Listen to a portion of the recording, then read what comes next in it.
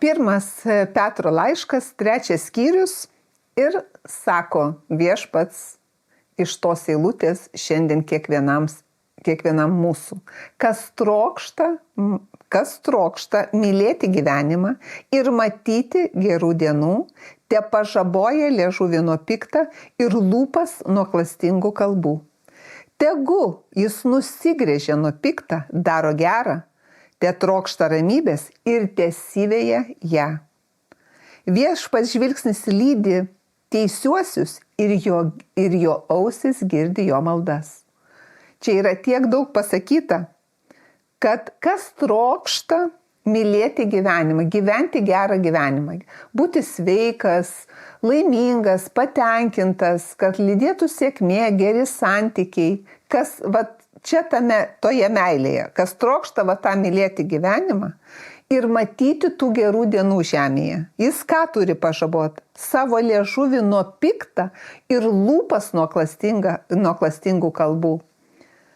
Pažaboti liežuvį nuo piktą.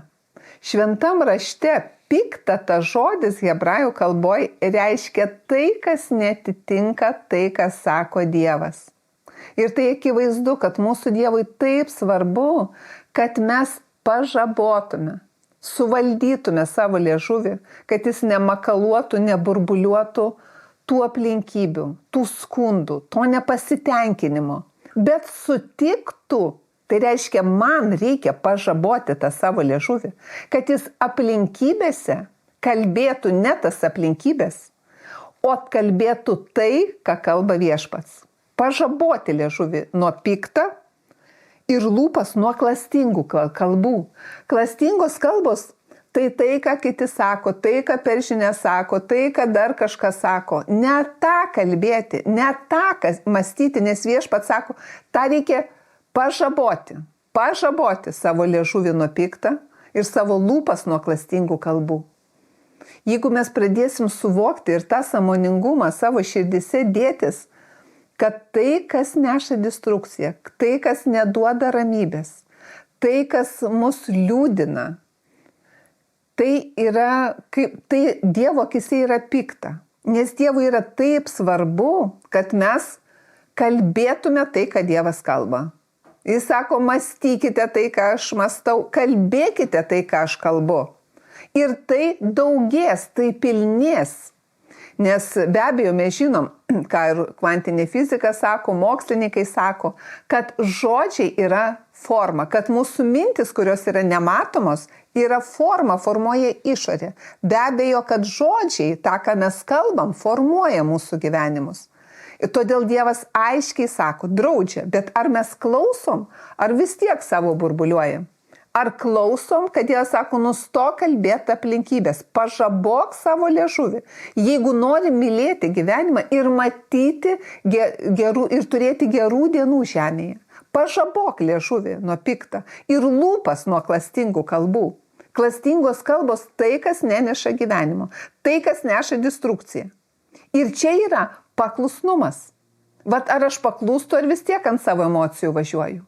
Nes žinot, labai svarbu, kol žemėje gyvenam ir žemėje duotas mums laikas, mokyti savo emocijas, savo jausmus, kaip čia pasakyti, privesti, kad jos paklūstų mūsų emocijos, mūsų jausmai, kad paklūstų tai, ką sako Dievas. O Dievas sako, būk ramus, žinok, aš tavo Dievas. Būk ramus, būk drąsus, žinok, kad aš veikiu, kad aš tau padedu, visuomet džiaukis, nepanikuok. Taip Filipiečiams laiške rašo, visuomet džiaukitės, už viską dėkokite. Ir jūsų malda su prašymu man tegu būna žinoma. Ir sako, Dievo ramybė, kuri pranoksta bet kokį supratimą ar samprotavimą, tegu pildo jūsų mintis ir žodžius. Dievas aiškiai sako, tegu bet koks samprotavimas palieka, nustokit samprotauti, gal bus taip, o vietoj to palikite, kad jūsų mintis paklūstų. Paklūstų tam, kad Dieve, aš žinau, kad tu toje aplinkybėje esi, kad tu man padedi, kad tu teiki man ramybę, nes tu sakai, kad tu esi su manim per visas gyvenimo dienas. Tai kas tai yra? Toj aplinkybei, toj nelaimiai, toj kažkokioj destrukcijoj, tame neapsisprendime. Ar tu esi su manim? Tai aišku, sau atsakykite, kad Dieve tu esi, nes tu sakai, Viešpatie, kad tu su manim per visas gyvenimo dienas. Šitoj aplinkybei, šitoj situacijai tu esi su manim. Ir aš džiaugiuosi ir pradėkite dėkoti Dievui. Dieve, aš dėkoju, kad tu esi su manim ir kad tu padedi. Ir kad tu duodi man savo ramybę. Savo ramybę, kuri pranoksta bet kokį supratimą. Ir sako, Dievo ramybė užpildys jūsų mintis ir protus. Tai yra taip svarbu, jeigu mes norim matyti gerų dienų. Ir kad tos dienos būtų ilgos ir laimingos. Aiškiai raštas sako, ir ne tik šitoj Petro pirmam šitam skyriui, daugelį vietų, kad mums reikia mokytis pažaboti savo liežuvį, kad mums reikia mokytis mąstyti taip, kaip Viešpats mąsto. O Viešpats mąsto tai, kas gera. Viešpats visada įkvepia. Viešpats visada stiprina, sakydamas, būk stiprus, būk drąsus, žinok, kad aš esu su tavim, žinok, kad aš tau padedu. Ir jeigu eini per mirties šešėlio slėnį, tu neišsigąsk. Žinok, kad aš padengiu stalą priešo akivaizdoj. Ir tikrai, kad mano, Viešpats sako, gerumas, mano gailestingumas lydi tave, asmeniškai sako, lydi tave per visas gyvenimo dienas.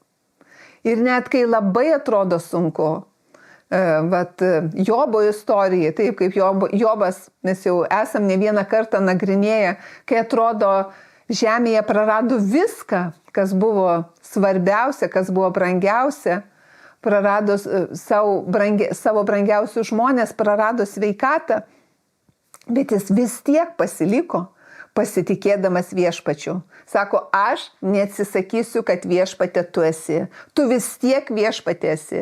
Nors aš nieko neturiu, nors man tas ir tas atsitiko ir labai blogai, bet aš Viešpate pasitikiu, kad tu esi ir veiki mano gyvenime. Va čia yra tikras, išgrynintas, brangesnis už auksą tikėjimas, išgrynintas tikėjimas, kad kas bebūtų, nežiūrint į aplinkybės, Viešpatie, tu esi su manim. Tai reiškia, kad aš pažaboju savo liežuvį nuo piktą ir savo lūpas nuo klastingų kalbų. Aš paklūstu, kad kas bebūtų, Viešpatie, aš vis tiek pasitikiu, kad tu esi. Ir čia yra tiesiog instrukcija, ką man reikia daryti ir ko man nedaryti. Tegu, sako, nusigręžk, tu žmogau, nuo piktą ir daryk gerą. Ieškok ramybės ir vykis ją.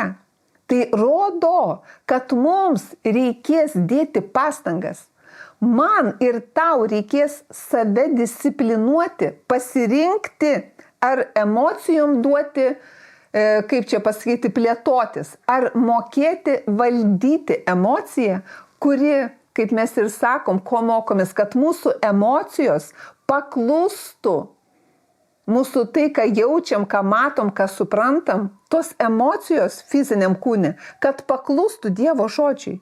Jis sako, būk ramus, pažabok savo liežuvį, nusigręžk nuo piktą, neatsakyk piktą į piktą, bet vykis Dievo va tą ramybę ir teisumą.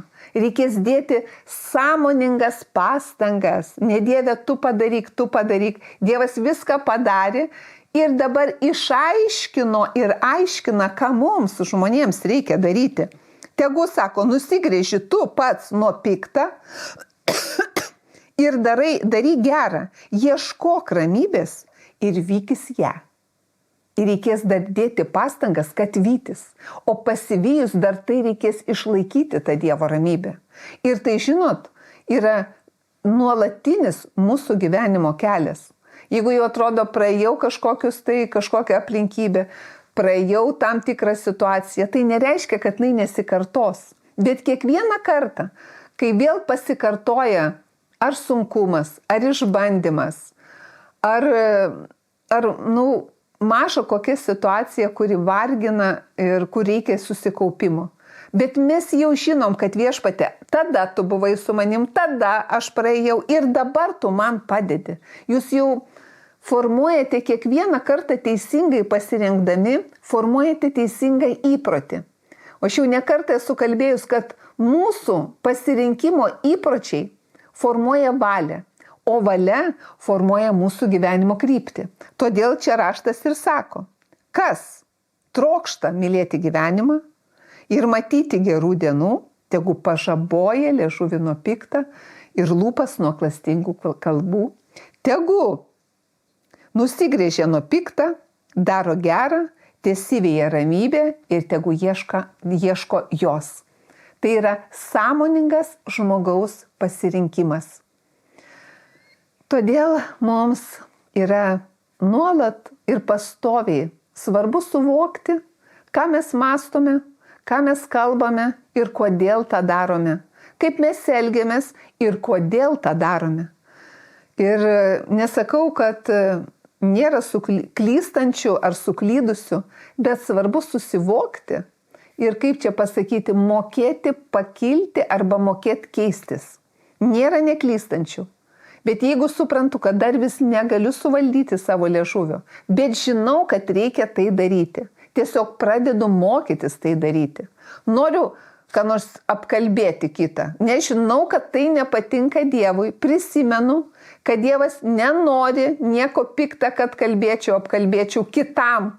Aš galiu tik tiesiai tam žmogui pasakyti. Tada aš turiu rasti viduj drąsos, jeigu noriu pasakyti tiesiai tam žmogui. Bet ne piktai, o su pagarba tam žmogui, kad jis išgirstų, ką aš jam noriu pasakyti. Ir va čia yra sąmoningas pasirinkimas ir Viešpats mato. O jūs savo kiekvieną tuo pasirinkimu formuojat įprotį teisingą. Pažabodami liežuvį nuo piktą ir lūpas nuo klastingų kalbų. Arba klastingos kalbos tai, kas netitinka Dievo tiesos ir Dievo žodžių, nes mes žinom, kad Dievas įkvėpė, Dievas palaiko, nesmerkia, neuja, nekritikuoja. Jeigu matai, kad nori kritikuoti, pažabok liežuvį nuo piktą. Aiškiai Dievas sako, pažabok liežuvį. Turi noro ir išminties įkvėpti žmogų, palaikyti, tai tą ir sakyk. Bet jeigu neturi to, ką pasakyti gerą, tai geriau patylėk. Geriau patylėk ir reik paskaityti raštą arba paklausyti gero turinio pamokslą, kad įsidėti Dievui išminties. Suvokdamas, pagal tai, ką Viešpats sako, kad aš pažaboju liežuvį nuo piktą ir savo lūpas nuo klastingų kalbų. Nes labai daug kur rašto vietose Viešpats moko žmogų. Sako, kas suvaldo savo liežuvį, suvaldo miestą arba valdo savo gyvenimą. Arba sako, pasisotinsi savo lūpų žodžiais. Kodėl Viešpats taip sako? Todėl, kad tai yra faktas, kad tai vyksta, kad tai būtent sutvertas žemėje gyvenimas. Kaip žmogus mąsto, kaip žmogus kalba, taip jis ir gyvena. Sako, tu iš to, kaip žmogus kalba, jį pažinsi. Nes Viešpats kitaip išsireiškia ir pasako patarlėse, kad tu pasisotinsi savo pačio žodžiais. Ką tu savo kalbėsi, taip tu ir gyvensi. Niekas nesikeičia, nes kaip žmogus kalba, taip jis po to ir elgiasi. Jis taip mąsto, taip kalba ir taip elgiasi. Ir viskas. Todėl mes, Dievo žmonės, kurie ieškom Dievo, gyvenam su Viešpačiu, augam tikėjime, klausome, kas yra klausyti Dievo. Jis ir sako, kas nori mylėti gyvenimą, matyti gerų dienų, tegu pažaboja liežuvį nuo piktą. Ir vejasi gerą, daro gerą, aiškiai čia tas parašyta. Nusigrėžia nuo pikto, nes nuo pikto reikia nusigręžti. O piktą dar kartą atkreipsiu dėmesį. Tai, kas prieštarauja Dievo tiesai, Dievo žodžiam ir Dievo nuostatom. O kad Dievo žodžius, Dievo nuostatą žinoti, reikia skaityti ir klausyti švento rašto turinio. Ir jūs žinosite, kad Dievas kalba, nes jis tikrai sako, ką daryti ir ko nedaryti. Taigi, Dieve, visagalis Dieve, mes dėkojam tau, kad tu mus mokai, kad kiekvienas mes esam tau brangus Viešpate. Ačiū Dieve, kad mes mokomės atkreipti dėmesį į tave. Ačiū tau Dieve, kad tavo žodžiai Tegu būna tavo žodžiai šviesa ir tiesa mūsų keliui, mūsų gyvenimam. Ačiū tau, Dieve. Mes tikime ir dėkojame, kad tu esi su mumis, kad tu mus mokai ir vedi savo pergalės eisenui. Dėkojam tau, Dieve. Taigi, geriausios dienos ir viso ko geriausio.